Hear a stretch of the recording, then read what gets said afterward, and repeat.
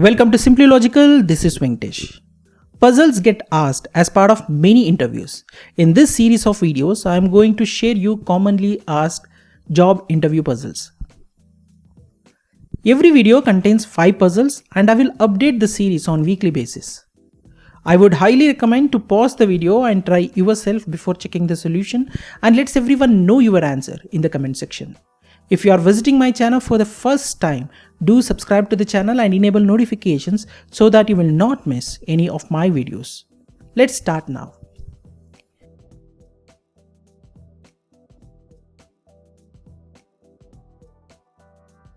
You have 3 jars that are all mislabeled.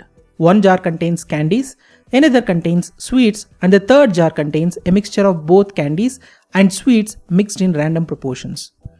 You can put your hand in a jar and pick only one eatable at a time.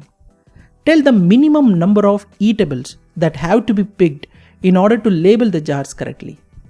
Assume that the shape of the candies and sweets are identical and there is no way to differentiate them by touching alone. This is a tricky puzzle. Pause the video and try yourself before checking the solution.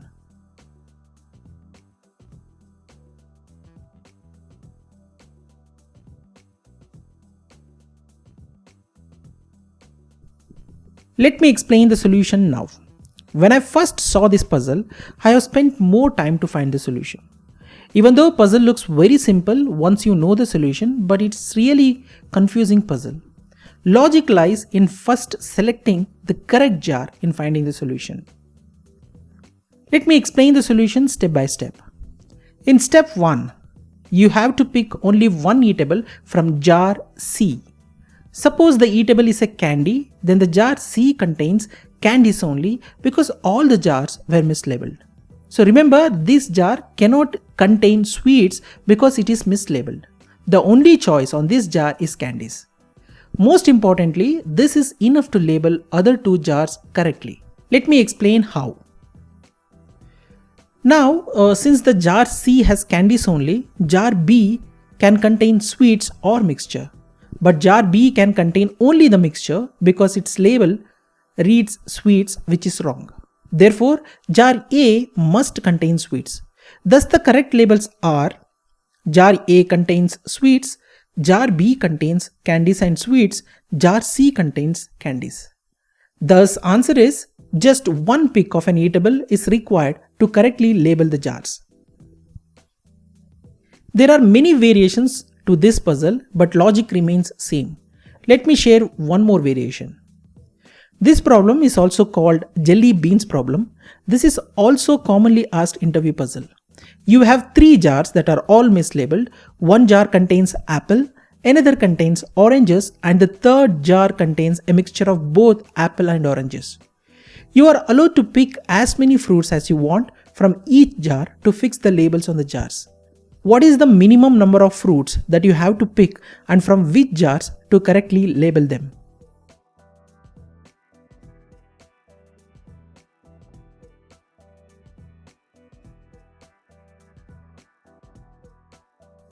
This puzzle also requires the similar logic which I have explained earlier. So let me explain the solution. Let's take a scenario. Suppose you pick from jar labeled as apple and oranges. You got apple from it. That means that jar should be apple as it is incorrectly labeled. So it has to be apple jar. Now the jar labeled oranges has to be mixed as it cannot be the oranges jar, as they are wrongly labeled, and the jar labeled apple has to be oranges. Similar scenario applies if it's a oranges taken out from the jar labeled as apple and oranges. So you need to pick just one fruit from the jar labeled as apple and oranges to correctly label the jars. Thus the answer is just one pick of a fruit is required to correctly label the jars.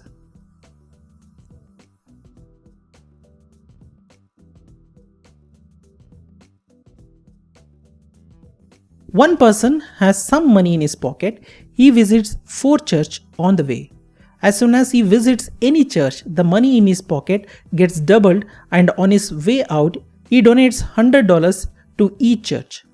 In total, he visits 4 churches. After visiting the last church, his pocket is empty of all the money. So how much money he had initially? Let me simplify the puzzle. One person has some money in his pocket. He visits 4 churches on the way. As soon as he enters a church, his money gets doubled and he offers $100 in each church.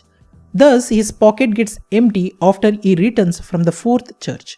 Now the question is, how much money he had initially?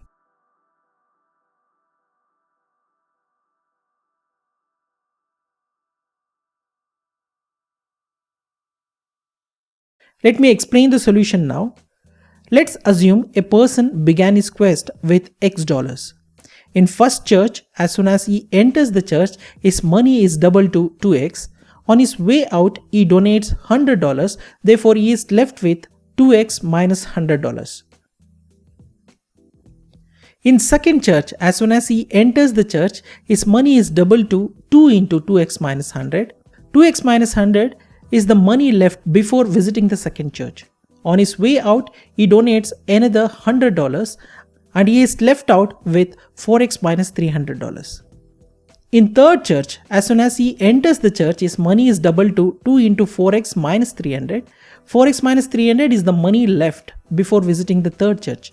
On his way out, he donates another $100 and he is left with 8x minus $700. And at fourth church, as soon as he enters the church, his money is doubled to 2 into 8x minus 700. And we know that 8x minus 700 is the money left before visiting the fourth church. On his way out, he donates another $100 and he is left with 16x minus $1500. And according to the question, after his last visit, he completely runs out of money. According to our equations, at the end of the fourth church, so the equation is 16x minus 1500. Therefore, 16x minus 1500 is equal to 0. After solving for x, we get x equals 93.75. Hence, a person had started his quest with $93.75 in his pocket.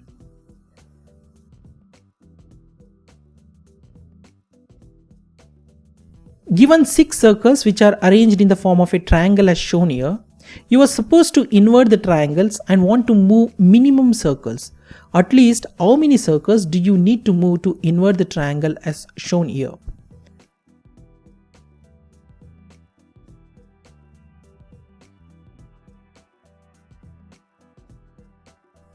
You are supposed to invert the triangle and want to move minimum circles. At least how many circles do you need to move to invert the triangle as shown in figure 2?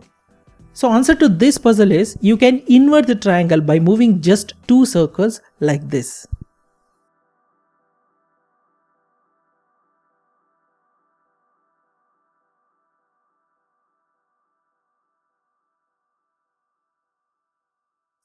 What if the same question is asked for triangle with 4 circles at the base like this?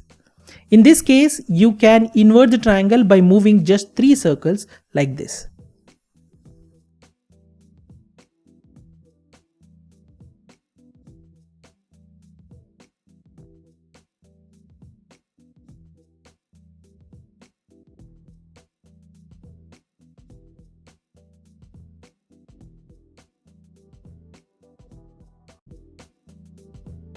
A prisoner is told, if you tell a lie, we will hang you. If you tell truth, we will shoot you. What can he say to save himself? Let me repeat the puzzle. A prisoner is told, if you tell a lie, we will hang you. If you tell truth, we will shoot you. What can he say to save himself? Feel free to pause the video and try yourself before checking the solution. Let's everyone know your answer in the comment section.